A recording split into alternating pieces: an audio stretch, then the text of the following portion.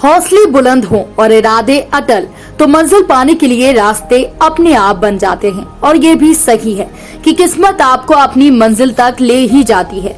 लेकिन भोपाल के इस युवा विधायक की कहानी कुछ अलग है। ये युवक कभी राजनीति में नहीं आना चाहता था, वो तो बनना चाहता था ठेकेदार, लेकिन किस्मत को कुछ और ही मंजूर था।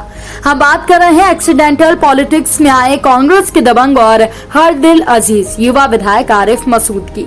भोपाल के शाहजहानाबाद इलाके में जन्मे आरिफ मसूद कभी राजनीति में नहीं आना चाहते थे। उनके पिता सरकारी नौकरी में थे। 3 बहनों के इकलौते भाई आरिफ मसूद को किस्मत जब राजनीति में ले आई तो फिर उन्होंने पीछे मुड़कर नहीं देखा। कई विवाद उनके साथ जुड़े, उन्हें क्रिमिनल और कम्युनल भी कहा गया, लेकिन इस सब के बावजूद उनके हौसले को कोई शिकस्त नहीं दे सका। उन्होंने विधायक बनने का सपना देखा और 2 बार शिकस्त खाने के बाद तीसरी बार में उनका ये सपना पूरा हुआ। तो हौसलों की उड़ान में आज मिलते हैं हमारे मेहमान कांग्रेस विधायक आरिफ मसूद से। आरिफ मसूद से जानते हैं उनके राजनीतिक सफर के बारे में। नमस्कार, आदाब। मैं हूं जुबैर कुरैशी और आप देख रहे हैं हौसलों की उड़ान। हौसलों की उड़ान में आज हम आपकी मुलाकात कराने जा रहे हैं एक ऐसी शख्सियत से जिसने अपने हौसलों के दम पर मध्य प्रदेश ही नहीं हिंदुस्तान में अपना एक नाम बनाया, एक मुकाम हासिल किया। जी, हम बात कर रहे हैं कांग्रेस के विधायक आरिफ मसूद की। बहुत बहुत स्वागत आरिफ भाई आपका हमारे कार्यक्रम में।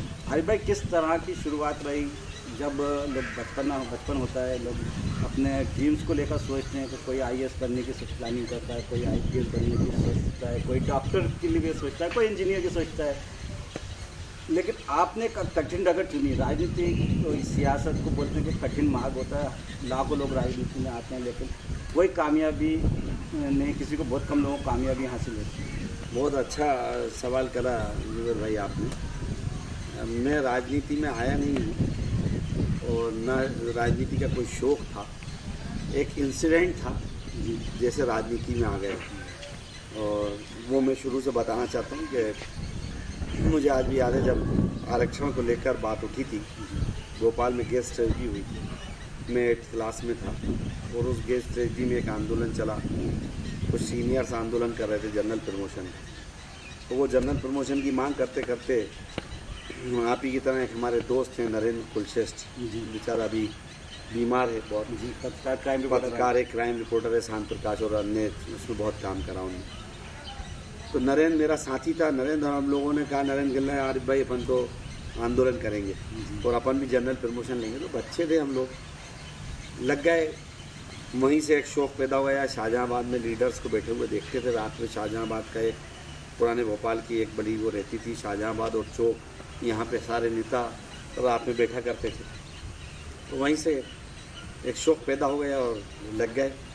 तो जब तक संभलने का मौका मिला और जब कॉलेज में आए तब तक काफ़ी पॉलिटिक्स कर चुके थे, तो फिर कोई दूसरा रास्ता था नहीं कि जो दूसरा चुना जाए, तो राजनीति चुन ली। कहते हैं कि राजनीति को एक अच्छा नहीं समझा जाता था। आपके फादर क्योंकि गवर्नमेंट एम्प्लॉइज रहे, गवर्नमेंट जॉब में रहे, तो जब आपने राजनीति में आने का या सियासत में आने का फैसला किया तो परिवार से सपोर्ट मिला या परिवार ने आपको इसमें आने से रोका? नहीं, दोनों चीज़ें ये कह लीजिए कि कभी भी घर वाले तो भी नहीं चाहते थे कि मैं पॉलिटिक्स में आऊँ, और हमेशा वालदा का बहुत रोग और वालिद का पढ़ाई की तरफ रहता था कि ये पढ़ ले, अच्छा बन जाए, अच्छा बन जाए। बस अक्सर कहते थे कि अच्छा बन जाए। तो एक उनके दिमाग में था कि हमारे बेटा अच्छा बन जाए। लेकिन मैंने कहा ना कि जब चुनने का मौका आया, तो क्योंकि मेरी फैमिली बहुत मिडिल फैमिली रही और बहुत हमारे को कोई बहुत बड़ी फैमिली नहीं थी, कोई बहुत बड़ा सपोर्टिंग हैंड्स हमारे पीछे नहीं थे, ना कोई गाइडेंस करने वाले ऐसे लोग थे उस टाइम जो मुझे कोई गाइडेंस करते। तो एक चल पड़ा। तो फिर ये था कि जब आ गए तो काम करेंगे। और फिर मैंने पॉलिटिक्स तो मजबूरी में ही करी। मैंने बताया ना कि जब आ गए थे तो कोई चीज़ थी नहीं, पॉलिटिक्स में जाना था। लेकिन हाँ, फिर मैंने फर्स्ट ईयर आते आते मैंने खुद ने अपनी ठेकेदारी शुरू करी और मैंने अपनी प्राइवेट ठेकेदारी शुरू करी, जिसके दम से अपना बिजनेस बढ़ाना चाहा। तो घर वालों को फिर कहने का मौका नहीं मिला। जब ज़ाहिर है मेहनत करने लगे, कमाने लगे, तो फिर लेकिन 3 बहनों की में के इकलौते भाई, आप 3 बहनों की जिम्मेदारी, फादर गवर्नमेंट जॉब में, कभी पापा ने आपसे ये नहीं कहा, आपके वालिद साहब ने कभी ऐसा नहीं कहा कि गवर्नमेंट जॉब करो, गवर्नमेंट से सेफ और सुरक्षित जॉब कुछ नहीं? नहीं, ऐसा फादर ने नहीं कहा, क्योंकि एक तो अल्लाह का शुक्र है कि जब मैंने कहा ना मैं फर्स्ट ईयर में आया, कभी भी मुझसे घर वालों ने ये नहीं कहा कि पैसा कमा के लाओ। हमेशा घर वालों ने कहा था बेटा कुछ अच्छा बनो, कुछ करो की एक लगन भी थी, तो उसी में बिजनेस में चले गए। दूसरा जिम्मेदारी सब वालिद साहब ने खुद उठाई, और हम दो छोटी बहन और मैं थोड़ा बहुत बाद में, और बड़ी बहन और बीच वाली बहन के बीच में गैप बहुत था। उनकी शादियां फादर ने खुद अपने ज़माने में कर ली थी, उन्होंने अपनी ज़िम्मेदारी पूरी करी, तो वो ज़िम्मेदारी मेरे ऊपर नहीं आई। लेकिन वालिद का बहुत बड़ा एहसानात हम बहनों और भाइयों पे इतना नीचे होकर उन्होंने हम सबको पढ़ाया। और उस दौर में इंग्लिश स्कूल कैम्ब्रिज एक मायने रखता था, कम स्कूल होते थे भोपाल में, कैंपियन था, सेंट जोसेफ था, कैरियर था, और ये कैम्ब्रिज था, बड़ा स्कूल था, इसको पढ़ाया ही एक उनका वो। उस समय कैम्ब्रिज और मौलाना आज़ाद और ऑल सेंट्रल स्कूल, तीन ही स्कूलों के नाम काफ़ी चलते थे, तो बड़े हाँ, सिटी में ये तीन ही चलते थे, और कैम्ब्रिज से काफ़ी भोपाल का अच्छा एक स्कूल था, उसमें पढ़ाया, ये एक बड़ी बात। जब आपने फैसला कर ही लिया, एक्सीडेंटल या इंसिडेंटल कहते हैं कि आप राजनीति की तरफ मूव हुए, तो जब राजनीति की तरफ आपने मूव कर लिया और सोच लिया कि अब राजनीति ही करना है, इसी फील्ड में अपना नाम कमाना है, तो किस तरह की, क्योंकि डगर बहुत मुश्किल थी, राजनीति कहते हैं डगर बहुत मुश्किल होती है, जितनी राजनीति होती है कि अपने से बड़े को छोटे, बड़ा जो होता है वो छोटे को उभरने नहीं देता था। किस तरह की आपके सामने ये मुश्किलात आई, किस तरह की परेशानियों का सामना करना? बहुत ज़्यादा चैलेंजेस थे, और मिडिल क्लास के लोगों को तो मैं समझता हूँ ज़्यादा चैलेंजेस है, वो किसी भी फील्ड में हो, चाहे एजुकेशन फील्ड में हो, बिजनेस में हो, चाहे पॉलिटिक्स में हो। और उन चैलेंजेस का सामना, जो आपका मोटो है हौसलों की उड़ान, तो वो अल्लाह ने हौसला दिया था, घर वालों की दुआएं थी, माँ की बहुत दुआएं और वालिद की दुआएं, और सबका साथ था, दोस्तों का। और दोस्त एक बड़े अच्छे साथी होते हैं ज़िंदगी के इंसान को बनाने में, और मैं अपने दोस्तों का शुक्रिया अदा करूँगा, सब ने बहुत ताकत लगाई और उन चैलेंजेस को पूरा किया। बहुत सारे दौर उल्टे और सीधे भी आए, अच्छे और बुरे सारे हालात आए, और मैं तो बहुत स्ट्रगल लाइफ से निकला, बिजनेस की भी स्ट्रगल करी, पॉलिटिक्स में भी स्ट्रगल करा, लेकिन साथी अगर अच्छे हों, दोस्त अच्छे हों और हौसला हो, तो इंशाल्लाह कामयाबी ज़रूर मिलेगी। छात्र राजनीति में आपका कहा जाता है कि काफ़ी दबदबा रहा, आप जब राजनीति में प्रवेश कर रहे थे या इनका कर रहे थे, तो आपने छात्र राजनीति से शुरुआत की, और छात्र राजनीति में जब दौर था एक बड़े बड़े छात्र नेता, उस दौर में आपने छात्र राजनीति में अपना एक दबदबा कायम किया था। उसके बाद उस छात्र राजनीति ही शायद आप कर दी कि आपने जो छात्र राजनीति की शुरुआत की, किन किन उस समय के, उस दौर के जो नेता थे या राजनेता थे कांग्रेस पार्टी के या दूसरी उस पार्टी टाइम के, तो उन्होंने किसने सपोर्ट किया? सारे बड़े लीडर थे, मेरा सपोर्ट किसी ने नहीं करा। सलीम भाई मेरे पॉलिटिकल लीडर हुआ करते थे, और सलीम भाई के साथ जो मोहम्मद सलीम थे, उनके साथ मैंने अपनी पॉलिटिक्स शुरू करी, और फिर हम लोग रसूल अहमद सिद्दीकी साहब से जुड़ गए, और फिर उनके साथ पूरा काम करने का मौका मिला, और उनकी विधायक और उनका मंत्री काल देखा, बच्चा था, लेकिन उनका पूरा कार्यकाल मैंने अपने उसमें देखा, तो उसके बाद रसूल भाई का बहुत सपोर्ट मिला, सलीम भाई ने बहुत सपोर्ट करा, और हम लोग तो राजनीति में आगे बढ़ते गए। और मैक्सिमम तो मैं खुद अकेले ही स्ट्रगल करता रहा, और जिस तरह का सपोर्ट आजकल लोगों को मिल जाता है, मुझे वो सपोर्ट तो कभी नहीं मिला। अकेले स्ट्रगल करने के बाद बीच बीच में इस तरह के भी आपका आरोप लगते रहा है कि आप पाला जल्दी से बदल देते हैं, कभी रसूल अहमद सिद्दीकी के पाले में रहे, कभी कहते हैं दिग्विजय सिंह का पाला पकड़ा, कभी माधवराव सिंह जी के पाले में रहे, फिर सुरेश पचौरी जी के, तो इस तरह ये आपने बहुत सही बात कही कि पॉलिटिक्स में ऐसा एक दौर आया कि जब मैं स्ट्रगल कर रहा था, तो क्योंकि पॉलिटिक्स में जब तक उस दौर में ये था कि सारे ही बड़े नेता थे और सबसे छोटा मैं था, और जब जाहिर है पॉलिटिक्स करना तो किसी ना किसी लीडर का हाथ होना ज़रूरी है, तो अब लीडर का हाथ करने के लिए विश्वास पाना ज़रूरी है। तो सिद्दीकी साहब के से तो मेरे रिश्ते आखिरी दम तक रहे। सिद्दीकी साहब के इंतकाल के बाद फिर मैंने श्यामाचरण जी के साथ भी काम करा, विद्याचरण शुक्ला जी के साथ काम करा, फिर मैंने अरविंद नेताम जी के साथ काम करा। अब उसको कोई इंसिडेंट कहिए, दुर्भाग्य कहिए, मेरा कहिए, या जो भी उन लोगों का सौभाग्य कि विद्याचरण शुक्ला जी उस दौर में कांग्रेस के लीडर थे, फिर वो कांग्रेस से अलग हो गए। अरविंद नेताम के साथ मैंने काम करा, वो कांग्रेस से अलग हो गए, तो फिर मैं मजबूरी में कोई ना कोई लीडर था। फिर दिग्विजय सिंह जी के यहाँ बहुत कोशिश करी कि दिग्विजय सिंह जी का आशीर्वाद प्राप्त हो जाए, उनका विश्वास प्राप्त हो जाए। उस टाइम चीफ मिनिस्टर थे, तो उनके सामने भी बहुत सारे और लीडर थे, तो वो मुझको क्यों चुनते? जो बना हुआ मुस्लिम लीडर उनको मिल रहे थे उस टाइम पे, ज़हीर भाई जिला अध्यक्ष थे, भोपाल से विधायक और मंत्री थे और तमाम लोग थे। और दिग्विजय सिंह जी के यहाँ तो अंबार थी माइनॉरिटी की, इब्राहिम कुरैशी साहब हुआ करते थे, गयूर कुरैशी साहब थे, अजीज़ कुरैशी साहब थे, तो उनके पास अंबार था, तो वो मेरे को क्यों अडाप्ट करते? तो मैं उनको पूछा था कि मुझे एक मौका दो, आप, मैं आपके साथ जुड़ना चाहता हूँ। कि लगा रहे, उनके पास भी टाइम नहीं होता था। और मुझे ज़ाहिर है ऐसा लीडर चाहिए था कि जो मैं अपना काम बोलूँ या लोगों के प्रॉब्लम लेके आऊँ तो वो सुन सके। तो ज़ाहिर है वो नहीं बन पाया, इसलिए फिर मुझे एक के बाद एक लीडर बदलना पड़ा। अच्छा, एक और सवाल जो बार बार आता है कि आज भोपाल काफ़ी लंबे समय से भोपाल में जब से रसूल के साथ इंतकाल हुआ, एक आरिफ अकील और एक दूसरे आरिफ मसूद, या भोपाल की जनता या पूरे मध्य प्रदेश की, पूरे हिंदुस्तान की जनता ये ज़रूर जानना चाहेगी ये दो आरिफों के बीच टसन किस बात की है? टशन क्या है? देखिए, पहली चीज़ से बताऊँ, कोई टसन नहीं है। वो बहुत बड़े हैं और बहुत सीनियर हैं, और पहले भी सीनियर थे। लेकिन हाँ, ख्यालात और काम का नज़रिया का इख्तलाफ शुरू से रहा।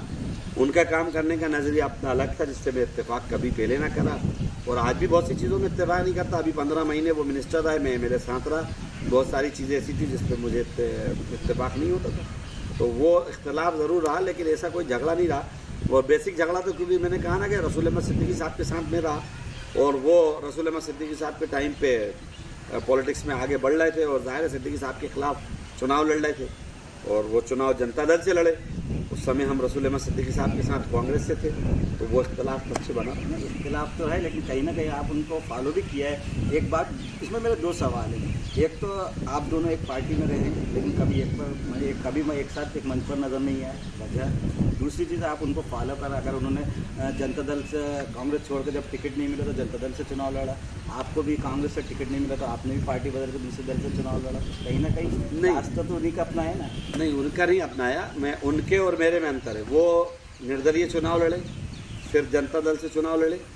मैं कांग्रेस में रहा, और कांग्रेस में रहने के बाद मुझे एक इंसिडेंट के तहत, जब वो खुद कांग्रेस में आ गए थे और मिनिस्टर थे, उस दौरान मेरे एक आंदोलन को गलत शक्ल देकर, मेरे एक अच्छे मूवमेंट को एक गलत नज़रिए में पेश करके, और मुझे उसमें फंसाया गया, और फंसाने के बाद एक षड्यंत्र पूर्वक पॉलिटिक्स के ज़रिए मुझे कांग्रेस से निकाला गया था। वो मुझे 6 साल तक कांग्रेस से बाहर निकाला। तो जाहिर है, जब मुझे कांग्रेस से बाहर निकाल दिया तो 6 साल में पॉलिटिक्स में कुछ तो करूँगा। तो फिर मैं समाजवादी में ज्वाइन हुआ, और चंद दिन के लिए रहा, उसके बाद मैं वापस कांग्रेस में आया। अच्छा हुआ, अच्छे एक सवाल अपनी बात की कि वो जो इंसिडेंट था जिसमें गदर कांड की बात कर रहे हैं, उस गदर कांड को लेकर आप पर अलग अलग तरीके के आरोप लगे, और उसके बाद जो आपने अपनी राजनीति का रास्ता चेंज किया, तो ये कहा जाने लगा कि आप अब वर्ग विशेष की राजनीति करने लगे हैं, एक समुदाय विशेष की राजनीति करते हैं, और उस समुदाय विशेष को ही लेकर बात करते हैं। देखिए, इसमें दो बातें। एक तो मेरा आंदोलन उस टाइम भी गलत नहीं था। मेरा नज़रिया जो उस दौर में था वो आज हिंदुस्तान में देखने को मिल रहा है। आज हिंदुस्तान में, राजस्थान के अंदर करणी सेना विरोध करती है जब राजपूतों के लिए पिक्चर बनाई जाती है। अभी सिंधी समाज ने विरोध करा, एक सिंधी समाज को लेकर एक कोई पिक्चर गलत बनाई है। यही दोनों चीज़ों को उठाओ तो यही आज से पहले आरिफ मसूद ने बात करी थी गदर कांड में, आज से 20 साल पहले।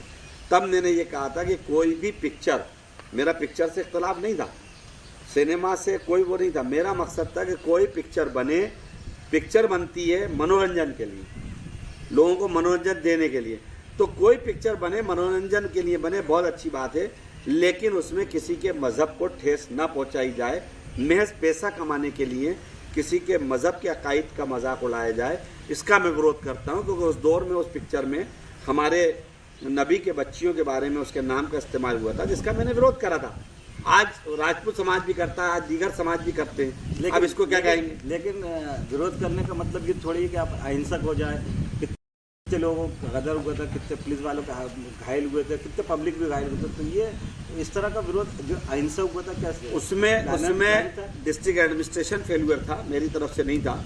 मेरा ऐलान था कि मैं प्रदर्शन करूंगा, घेराव करूंगा, और घेराव करने का प्रजातांत्रिक मुझे राइट से, और मैं वो घेराव करने गया था। पुलिस फोर्स क्यों हटा दी गई वहाँ? पुलिस, साधारण घेराव के अंदर तो फोर्स लगा दी जाती है, वहाँ फोर्स हटा दी गई, कोई फोर्स नहीं थी, कुछ नहीं था। और उसके बावजूद वो आंदोलन को अंदर जो दूसरा झगड़ा फसाद हुआ उसको उस आंदोलन से जोड़ा।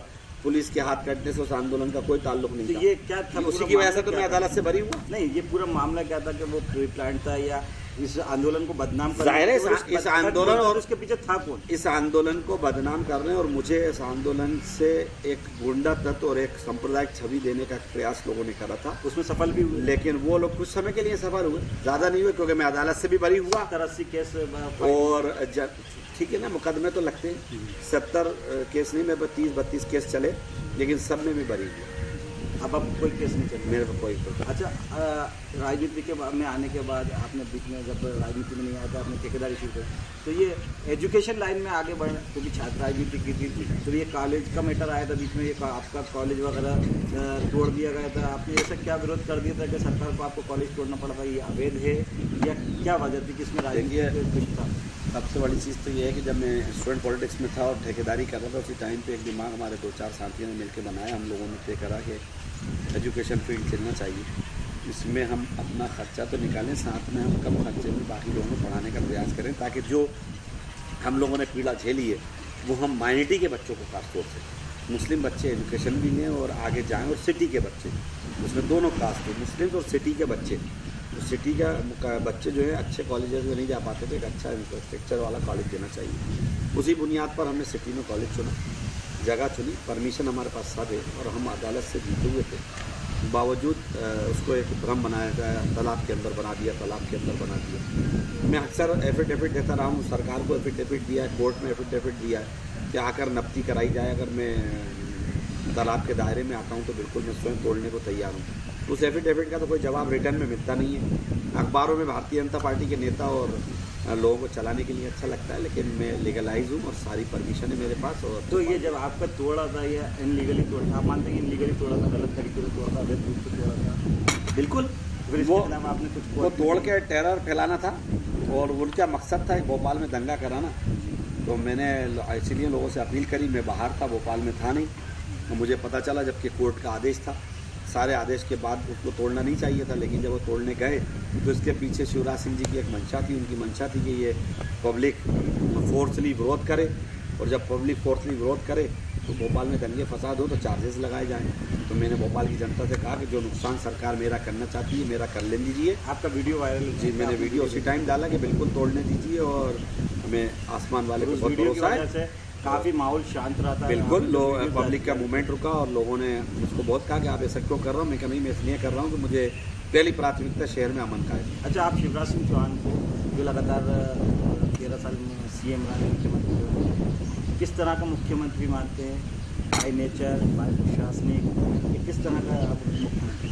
सबसे बड़ा फेल्यूर और लफाजी मुख्यमंत्री मध्य प्रदेश का मेरी नज़र में शिवराज सिंह चौहान। इनके पास सिर्फ लफाजों के अलावा कुछ भी नहीं, सिर्फ लफाज मिलेंगे, सिर्फ वो चीज़ें मिलेंगी जो ज़बानी बहुत कहने की है, लफाजगिरी करेंगे, और मैं आपका मामा हूँ, बच्चों को मैं यूँ हूँ, मेरी बहनों में यूँ हूँ। आज मध्य प्रदेश 13 साल में कहाँ चला गया, सब देख रहे हैं। पूरा ज़मीन पर धरातल पे लाके पूरा इंफ्रास्ट्रक्चर ख़त्म कर दिया। हमारे यहाँ स्टूडेंट्स को रोज़गार नहीं है, जिन किसानों के नाम पर दम पर आए थे उन किसानों का भी क्या करें? इसकी आवाज़ बंद करता है ये मुख्यमंत्री है, वो तो वही है। अच्छा, एक हरी भाई, एक जो बात कही जाती है कि एक दौर था मध्य प्रदेश में, खासतौर से भोपाल में, मध्य प्रदेश में एक मुस्लिम लीडरशिप हुआ करती, चाहे हम गफरान आजम साहब की बात करें, रसूल सिद्दीकी साहब की बात करें, हसनात सिद्दीकी साहब की बात करें, बशीर अहमद साहब की बात करें, सईद अहमद साहब की बात करें, या दूसरे और भी लीडर्स रहे, असलम शेर खान साहब की बात करें। अब लेकिन मध्य प्रदेश में वो मुस्लिम लीडरशिप जो ख़त्म हो गई। कहीं दूर दूर तक एक आरिफ अकील और एक आरिफ मसूद, दो मध्य प्रदेश में नामी और जिनकी दबदबा है वो लीडर्स बचे हैं। क्या आप क्या मानते हैं कि ये जो मुस्लिम लीडरशिप खत्म हुई है, प्री प्लान ख़त्म की गई है, या कुछ दूसरी वजह का मुस्लिम कौम में कोई ऐसा लीडर नहीं है जो उभर कर आ सके? देखिए, इसमें दोनों बातें बहुत जिम्मेदारी की आपने पूछी हैं और बहुत काबिल तारीफ सवाल है आप। लेकिन इसमें दो चीज़ें जो मेरे तजुर्बे पे, हो सकता है मैं गलत हूँ, मेरी वो चीज़ सोच गलत हो, लेकिन मेरा जो तजुर्बा कहता है उस हिसाब से ये भी सच है कि कहीं ना कहीं एक साजिश मुस्लिम लीडरशिप को हमेशा ख़त्म करने की एक प्लानिंग के तरीके एक वर्ग ऐसा रहा है जो हमेशा ये चाहता है, वो कांग्रेस पार्टी में भी है, कि मुस्लिम लीडरशिप को डाउन किया। ये वर्ग शुरू से काम करता रहा है और दूसरा इसमें एक बहुत बड़ी चीज़ ये रही कि हमारे आपसी इख्तलाफ भी ऐसे रहे। मैंने कहा ना, नज़रिए इख्तलाफात होते तो अच्छा लगता, लेकिन उसमें कहीं ना कहीं बहुत सारे ये लीडर खुद भी थोड़े से दोषी रहे कि जो काम जिस तरह करना चाहिए था वो, क्योंकि देखिए बहुत मुस्लिम्स का टेम्परामेंट बहुत छोटा होता है। वो एक रात में तो आपको हीरो बना देता है, लेकिन अगर एक जुमला निकल जाए तो उसी में ज़ीरो ला देता है। एक इंसिडेंट की मुझे याद आई, मरहूम हसनात सिद्दीकी साहब, जबकि मैं आज भी कहूँगा कि मरहूम रसूल अहमद सिद्दीकी साहब से ज़्यादा काम और कौम का अच्छा दानिश्वर लीडर मेरे पॉलिटिकल कैरियर में कोई नहीं गुजरा, और भोपाल में कोई ऐसा लीडर नहीं गुजरा जिसने ऐसा काम इस कौम के लिए, उस भोपाल के लिए करा हो जो रसूल अहमद सिद्दीकी साहब ने करा। और इसीलिए वो सबके चहेते बने रहे, जहाँ मुस्लिम्स के थे वहीं वो दूसरों के भी। इसी तरह एक बहुत बड़ी दुश्वारी हसनात सिद्दीकी साहब के साथ हुई कि उनका एक जुमला निकला था जिसका आपके ही उस्ताद ने उस अखबार में छापा। उन्होंने एक जुमला कहा था जिसको मैंने बाद में बड़े गौर से उस जुमले पे गौर फिक्र करी कि ऐसा क्या हुआ था जिसकी वजह से ये माहौल बन गया। तो हसनात भाई ने एक तकरीर में ये कहा था कि अगर मेरा मज़हब इजाज़त देता तो मैं महात्मा गांधी का सजदा करता। तो उनके उस जुमले को, जो अगर मेरा मज़हब है, वो तो काट दिया, बाकी जुमले का इस्तेमाल हुआ। और उसके बाद ये हुआ कि जो हसनात भाई कल तक मुसलमानों के और भोपाल शहर के मकबूल लीडर थे, उतने ही नफ़रत वाले लीडर हुए। तो कहीं ना कहीं ये दुश्वारियाँ भी रही हैं। तो मैं आपके इस माध्यम से ख़ास तौर से बरादरान वतन के साथ साथ मुस्लिम भाइयों को दरख्वास्त करूँगा कि बड़ी मुश्किल से लीडर बनता, कोई भी लीडर हो, और हर लीडर में वो इंसान है, वो फरिश्ता नहीं है। उस लीडर की काबिलियत और उसके काम पे एकदम इस तरह उस पर ड्रब एक पे न लाएँ, क्योंकि बड़ा बरसों से बना हुआ एक सरमाया होता है और एक सेकंड में ध्वस्त हो जाता है। तो नुकसानात में बहुत सारे हम लोग खुद भी जिम्मेदार हैं। बिल्कुल, मुझे ये याद है कि जब एक दौर था मध्य प्रदेश में कि मध्य प्रदेश की विधानसभा में 4-4, 5-5 मुस्लिम विधायक हुआ करते थे, और फिर बीच में एक ऐसा दौर भी आया जब एक भी मुस्लिम विधायक नहीं रहा। तो ये जो लगातार मुस्लिम विधानसभा में मुस्लिम की जो नुमाइंदगी मुस्लिम समुदाय की लगातार कम होते जा रही है, इसकी ख़ास वजह आप क्या मानते हैं? मैंने कहा ना, एक तो हमारे अपने लोगों का थोड़ा सा बट जाना है। और मैं इस सवाल से आपको एक याद दिलाना चाहता हूँ। मुझे एक बात याद कि उस टाइम भोपाल में 4 सीटें होती थी, और जब एक भी नुमाइंदा नहीं रहा, उस टाइम रसूल अहमद सिद्दीकी साहब चुनाव लड़े थे कांग्रेस से, बाबरी मस्जिद शहीद हुई। तो बाबरी मस्जिद की शहादत के बाद सारे मुसलमान कांग्रेस से नाराज़ थे। और मैं भोपाल में बहुत छोटा था, मैं गली गली घूमता था और लोगों से कहता था कि रसूल अहमद सिद्दीकी साहब ने 8000 सरकारी नौकरी लगवाई। रसूल अहमद सिद्दीकी साहब ने भोपाल में इतने अस्पताल बनवाए। तो हर शख्स ये कहता था कि बहुत काम करा है उन्होंने, बहुत मकबूल है, और साहब उनसे अच्छा कोई हो ही नहीं सकता। लेकिन साहब मजबूरी है, वोट उन्हें नहीं देंगे क्योंकि हमारी शिकायत कांग्रेस से। तो मैं लोगों को समझाता था कि पूरे हिंदुस्तान में कांग्रेस से शिकायत करके उसका जवाब दे, लेकिन भोपाल में तो अपने उस लीडर को बचाओ जिस लीडर ने तुम्हारे लिए काम किया। और आफ्टर ऑल यही हुआ कि पूरा वोट कांग्रेस के खिलाफ इंडिपेंडेंट आरिफ अकील साहब को गया, लेकिन वो भी तो नहीं जीत पाए। उसी लिए बता रहा हूँ ना, दोनों तरफ बटा, 7500 वोट इनको मिला, बाकी वोट इनको मिला, चुनाव हारे। अच्छा, अरे भाई, ऐसा राजनीतिक हल्कों में इस तरह की खबरें आ रही हैं कि इमरान प्रतापगढ़ी जो है आपके अजीज दोस्त हैं, वो जब से राष्ट्रीय कांग्रेस के अध्यक्ष बने, मध्य प्रदेश अल्पसंख्यक की जिम्मेदारी आपको देने की बात तो लगातार आ रही है, और क्या है? देखिए, इमरान प्रतापगढ़ी अध्यक्ष बने, राष्ट्रीय अध्यक्ष, बहुत खुशी हुई। मेरे भाई हैं और अल्लाह ने उनको बड़ी इज़्ज़त से नवाजा है। उम्र में छोटे हैं लेकिन अल्लाह ने उनको बहुत नवाजा है और बड़ी इज़्ज़त और बड़ा मकबूलियत हिंदुस्तान के मुसलमानों में आज की तारीख़ में बड़ी ज़बरदस्त मकबूलियत है। और जहाँ भी इमरान जाएंगे तो ज़ाहिर है इमरान खुद के नाम से पहचाने जाते हैं, उनको कोई पहचान की ज़रूरत नहीं है। और ये उनका बड़प्पन है। ये बात सच है कि उन्होंने मुझसे कहा, पहले वो चाहते थे कि मैं राष्ट्रीय पार्टी में उनके साथ काम करूं और वो मुझको लेना चाहते थे, तो मैंने उनको माजरत करी कि मैं अल्पसंख्यक विभाग में साथ खड़ा रहना चाहता हूं, लेकिन ओहदे पे काम नहीं करना चाहता। और मध्य प्रदेश के लिए मैं आपने बात कर ली है तो बता दूं कि मैं मध्य प्रदेश अल्पसंख्यक अध्यक्ष के लिए कतई मैं उसमें इंटरेस्टेड नहीं हूँ, ना मैं खुद बनना चाहता हूँ। कोई अच्छा चेहरा, नया चेहरा अगर आए तो जो चेहरे को इमरान और कमलनाथ जी और कांग्रेस पार्टी के लीडर तय कर देंगे, उसको पूरी मदद करेंगे। अच्छा, एक और सवाल, आप लगातार भोपाल जिला कांग्रेस यूथ कांग्रेस के लगातार 4 बार अध्यक्ष रहे, लंबे समय तक रहे। जिला अध्यक्ष की, कांग्रेस जिला अध्यक्ष की बात आई तो कभी आपको क्या ऑफर किया गया जिला कांग्रेस? हाँ, मैं सबसे ज़्यादा भोपाल में मुझे फ़ख्र है कि मैं यूथ कांग्रेस अध्यक्ष रहा और दोनों दो देखे, विपक्ष का भी देखा, सत्ता का भी देखा। जब दिग्विजय सिंह जी सत्ता में थे तब भी मैं अध्यक्ष रहा और मैं लगातार 4 बार भोपाल यूथ कांग्रेस अध्यक्ष रहा। उस टाइम पे तो अध्यक्ष बनना बड़ा मुश्किल काम होता था। राष्ट्रीय अध्यक्ष और सेक्रेटरी और जनरल सेक्रेटरी और इंचार्ज प्रदेश अध्यक्ष, और मैंने 4-4, 5-5 प्रदेश अध्यक्ष के साथ काम करा और एक तरह से मैं था भोपाल का जिला अध्यक्ष, लेकिन वर्किंग प्रेसिडेंट की तरह काम करा। प्रेमचंद गुड्डू जी के टाइम पे पूरी यूथ कांग्रेस मैंने चलाई और गुड्डू भाई का पूरा विश्वास मेरे ऊपर रहता था। पूरी यूथ कांग्रेस मेरे हवाले करते थे। गोविंद राजपूत उस टाइम यूथ कांग्रेस अध्यक्ष होते थे, उन्होंने पूरी यूथ कांग्रेस मुझे दी। मुकेश नायक जी ने मुझे बहुत कुछ दिया। लेकिन इसी में आपने बात करी जिला अध्यक्ष की, तो एक मौका आया था पीसी भाई के टाइम पे कि जब पीसी भाई का बीच में बदलाव हो रहा था, उस समय में बात आई थी कि मुझे जिला अध्यक्ष भोपाल दिया जाए। तो मैंने तब माजरत कर ली थी, क्योंकि मध्य प्रदेश में अभी मेरे ऊपर काम वैसे ही ज़्यादा रहता है और मैं माइनॉरिटी का जितने काम मेरे पास आते हैं तो मुझे उन पर भी ध्यान देना पड़ता है, तो खुद का भोपाल का भी काम रहता है। इस वजह से मैंने जिला अध्यक्ष के लिए माजरत की। अच्छा, राजनीति में कहे जाते हैं कि आप राजनीति में अगर इंटर होते हैं तो सबसे पहली सीढ़ी होती है पार्षद की, लेकिन आपने कभी पार्षद का चुनाव नहीं लड़ा, डायरेक्ट विधायक का जितनी बार भी लड़ा, डायरेक्ट एमएलए के चुनाव लड़े, विधायक के चुनाव लड़े।